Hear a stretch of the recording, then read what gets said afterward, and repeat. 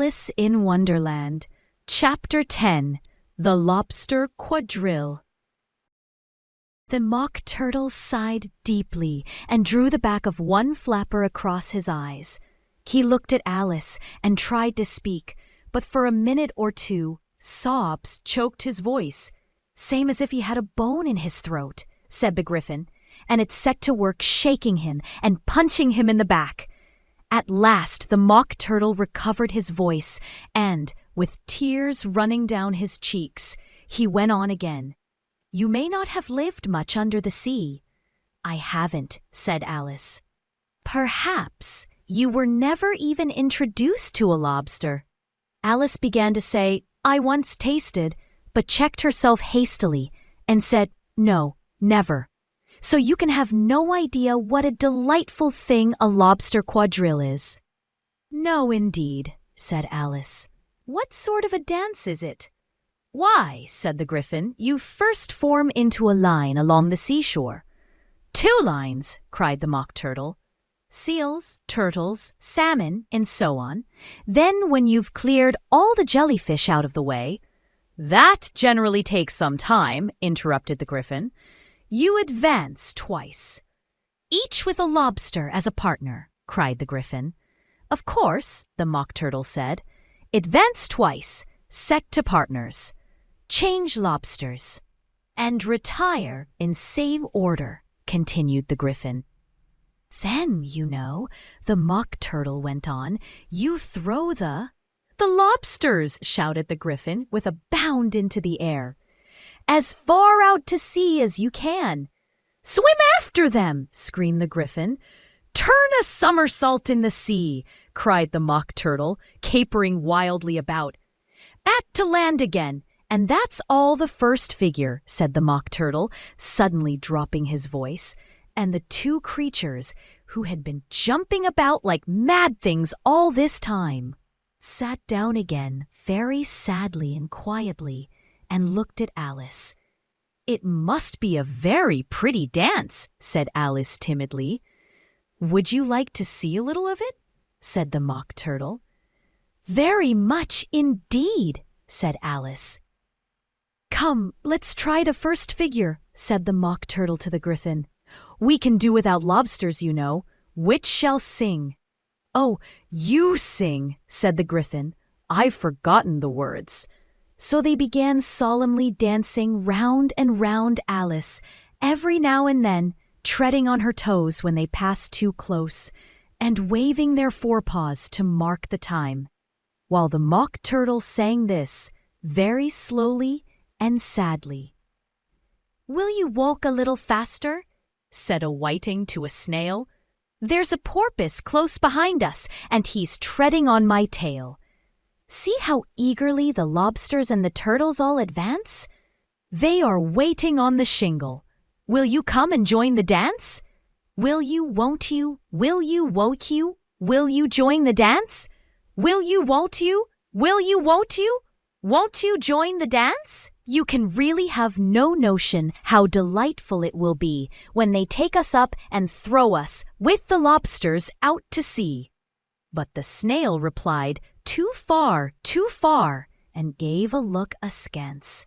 Said he thanked the whiting kindly, but he would not join the dance. Would not, could not, would not, could not, would not join the dance. Would not, could not, would not, could not join the dance. "What matters it how far we go?" his spaly friend replied. "There is another shore, you know, upon the other side. The further off from England, the nearer is to France. Then turn not pale, beloved snail, but come and join the dance. Will you? Won't you? Will you? Won't you? Will you join the dance? Will you? Won't you? Will you? Won't you? Won't you join the dance?" "Thank you. It's a very interesting dance to watch," said Alice, feeling very glad that it was over at last. "And I do so like that curious song about the whiting." "Oh, as to the whiting," said the Mock Turtle, "you've seen them, of course." "Yes," said Alice, I've often seen them at Din." She checked herself hastily. "I don't know where Din may be," said the Mock Turtle, "but if you've seen them so often, of course you know what they're like." "I believe so," Alice replied thoughtfully. "They have their tails in their mouths, and they're all over crumbs." "You're wrong about the crumbs," said the Mock Turtle. "Crumbs would all wash off in the sea. But they have their tails in their mouths, and the reason is—" Here the Mock Turtle yawned and shut his eyes. "Tell her about the reason and all that," he said to the Griffin. "The reason is," said the Griffin, "that they would go with the lobsters to the dance. So they got thrown out to sea. So they had to fall a long way. So they got their tails fast in their mouths. So they couldn't get them out again. That's all." "Thank you," said Alice. "It's very interesting. I never knew so much about a whiting before." "I can tell you more than that, if you like," said the Griffin. "Do you know why it's called a whiting?" "I never thought about it," said Alice. "Why?" "It does the boots and shoes," the Griffin replied very solemnly. Alice was thoroughly puzzled. "Does the boots and shoes?" she repeated in a wondering tone. "Why, what are your shoes done with?" said the Griffin. "I mean, what makes them so shiny?"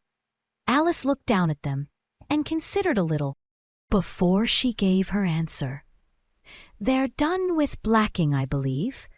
Boots and shoes under the sea," the Griffin went on in a deep voice, "are done with a whiting. Now you know." "And what are they made of?" Alice asked in a tone of great curiosity. "Soles and eels, of course," the Griffin replied rather impatiently. "Any shrimp could have told you that." "If I'd been the whiting," said Alice, whose thoughts were still running on the song, "I'd have said to the porpoise, 'Keep back. Please, we don't want you with us.'" "They were obliged to have him with them," the Mock Turtle said.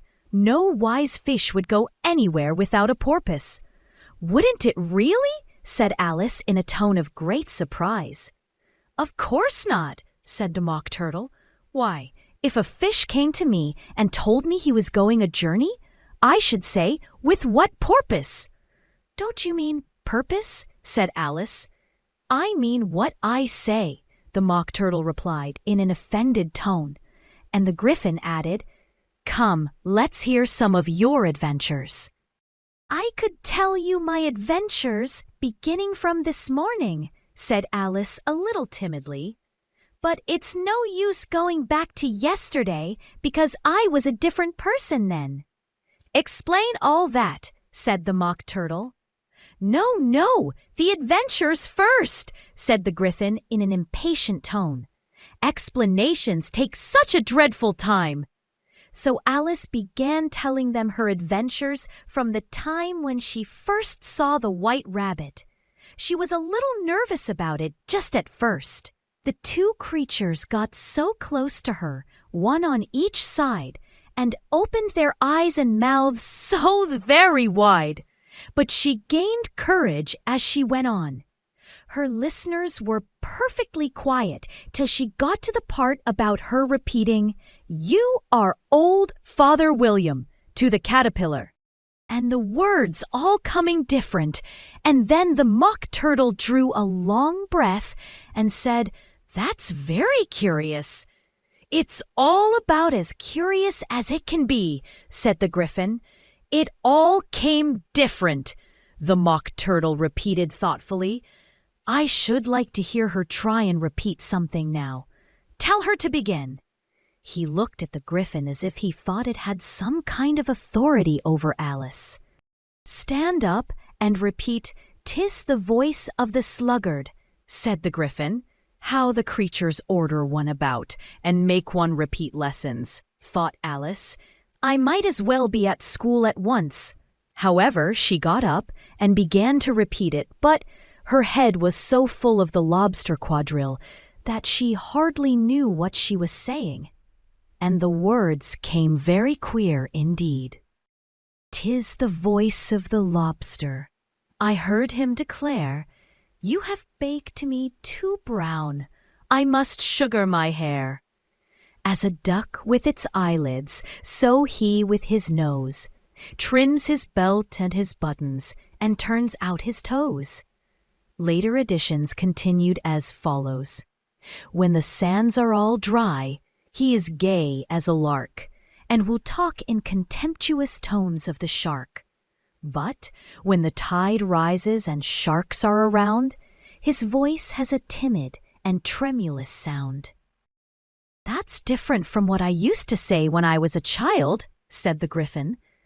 "Well, I never heard it before," said the Mock Turtle, "but it sounds uncommon nonsense." Alice said nothing. She had sat down with her face in her hands, wondering if anything would ever happen in a natural way again. "I should like to have it explained," said the Mock Turtle. "She can't explain it," said the Gryphon hastily. "Go on with the next verse." "But about his toes," the Mock Turtle persisted. "How could he turn them out with his nose, you know?" "It's the first position in dancing," Alice said, but was dreadfully puzzled by the whole thing, and longed to change the subject. "Go on with the next verse," the Gryphon repeated impatiently. "It begins, 'I passed by his garden.'"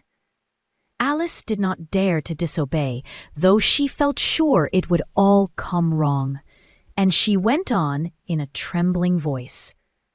"I passed by his garden, and marked with one eye how the owl and the panther were sharing a pie." Later editions continued as follows. The panther took pie crust and gravy and meat, while the owl had the dish as its share of the treat. When the pie was all finished, the owl, as a boon, was kindly permitted to pocket the spoon, while the panther received knife and fork with a growl, and concluded the banquet. "What is the use of repeating all that stuff?" the Mock Turtle interrupted. "If you don't explain it as you go on, it's by far the most confusing thing I ever heard." "Yes, I think you'd better leave off," said the Gryphon, and Alice was only too glad to do so. "Shall we try another figure of the Lobster Quadrille?" the Gryphon went on. "Or would you like the Mock Turtle to sing you a song?" "Oh, a song, please, if the Mock Turtle would be so kind," Alice replied, so eagerly that the Gryphon said in a rather offended tone, "No accounting for tastes. Sing her turtle soup, will you, old fellow?" The Mock Turtle sighed deeply and began in a voice sometimes choked with sobs to sing this. "Beautiful soup, so rich and green, waiting in a hot tureen. Who for such dainties would not stoop? Soup of the evening, beautiful soup. Soup of the evening, beautiful soup. Beautiful soup, beautiful soup.